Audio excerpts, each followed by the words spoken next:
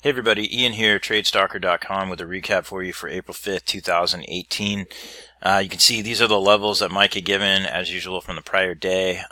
There's this support level and there's a bunch more below this, but they didn't even come into play, so I didn't put them on the chart to confuse myself when the action was happening.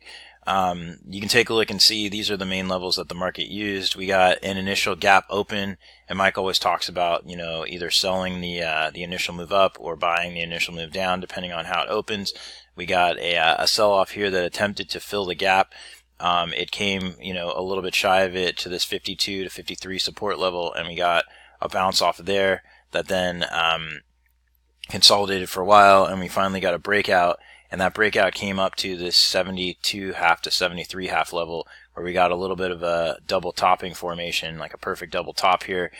Mike had been, in the trade room talking about selling in this area here for a big sizable drop, and that's exactly what happened. You can see how the drop came through and got to move all the way back down to, basically a gap fill here.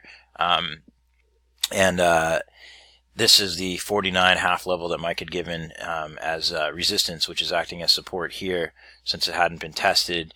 And then that gave us a move that, gradually ground its way back up towards these highs again, and then got a sell-off that bounced off of this 58 to 59 level, and then consolidated into the close. So overall, a nice day for trading, nice sideways day. You can see that, these levels are really helpful, and having Mike give some guidance as well is also extra helpful.